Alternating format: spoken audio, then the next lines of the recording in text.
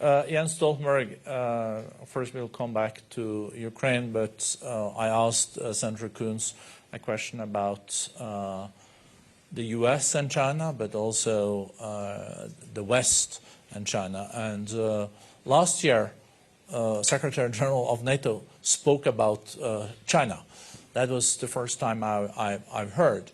So I think NATO is, of course, first and foremost a transatlantic treaty organization looking at defending its member countries.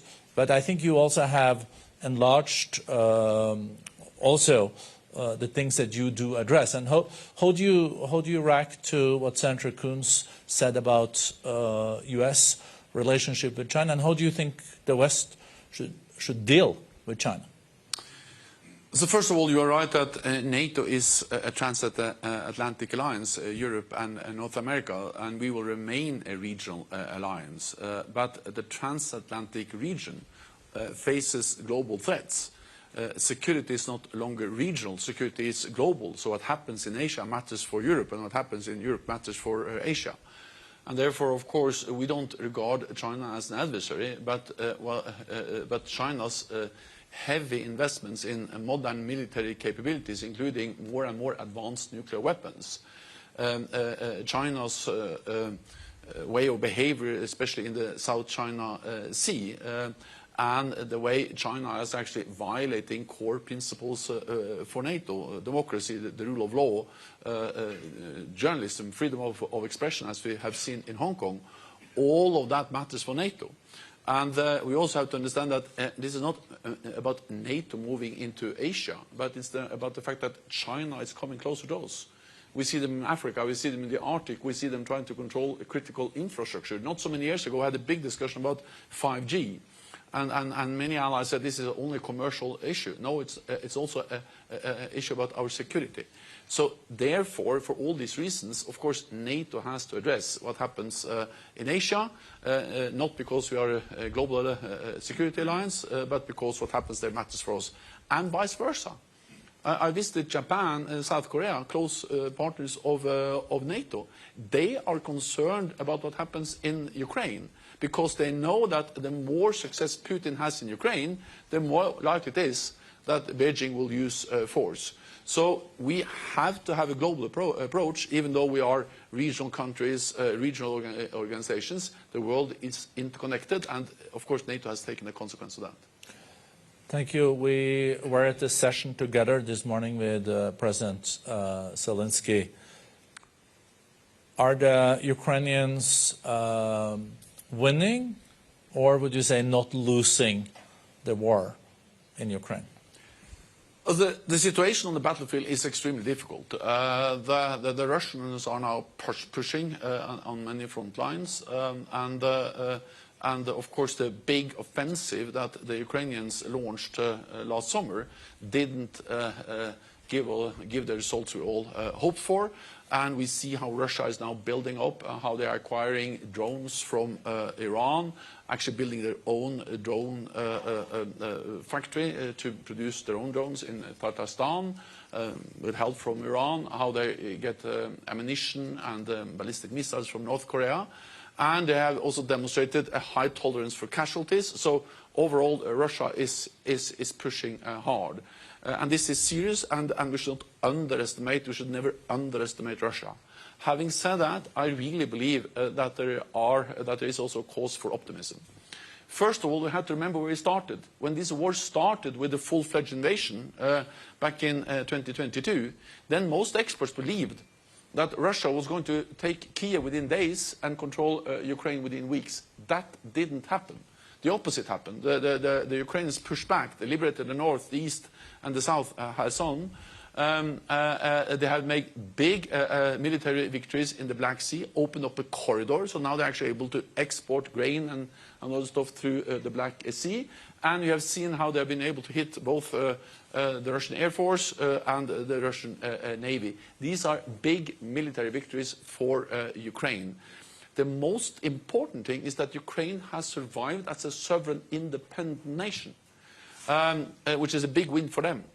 And Russia is losing, meaning that Russia has lost what they wanted to achieve with the war, and that was to control Ukraine. The people of Ukraine have never trusted Russia less than they do today, and they want to be part of the West, of the European Union and NATO, and they're closer to us than ever before. And this is a big loss for Russia. We have to support them, and I'm also quite confident that NATO allies will continue to provide support. Because support for Ukraine is not charity. Support for Ukraine is investment in our own security, and therefore allies have provided unprecedented support. Now we are ramping up production. There was just an agreement now to acquire close to 1,000 new interceptors for the Patriot batteries. One example of how allies are stepping up to refill their own stocks, but also be able to support Ukraine in the future. So we just have to stand by Ukraine, and some stage Russia will understand that they are paying a too high price and sit down and agree to some kind of just peace. But we need to stand by Ukraine. Thank you. You're also a Secretary General of NATO. You're on top of all the juicy intelligence. We heard this morning that Russia has lost more than 200 soldiers, half of their tanks in Ukraine. 300,000. Say that again? 300,000. 300,000. Yeah. So and half of their tanks, and it's of course also having severe impact on their economy. It's said in the morning it's a war economy, so you can then use the traditional measures. But with what you're hearing, also as Secretary General of NATO, are the Russians aware, you think, that this war did not go as planned, and are aware of all the casualties? And for a nation that has lost half of their tanks and 300,000 soldiers, that's not a minor thing. Is there something happening in Russia, or is it just not? I'm very careful predicting about both how the war will develop. Wars are by nature unpredictable, and I'm even more careful about predicting what will happen inside Russia. We saw Prigozhin last year. Surprises may happen, but we don't have any indications or any big change inside Russia. But of course there can be surprises. Again, I think what really matters is what we do. And we just have to do whatever we can to increase the price for Russia. And of course, when they had lost 300,000 soldiers, casualties, thousands of armed vehicles, hundreds of planes, this is something that matters for Russia and for ordinary Russians. Their economy is struggling. They are paying a high economic price. They are paying a high political price. They are more politically isolated, also in the near abroad, in Caucasus and Central Asia.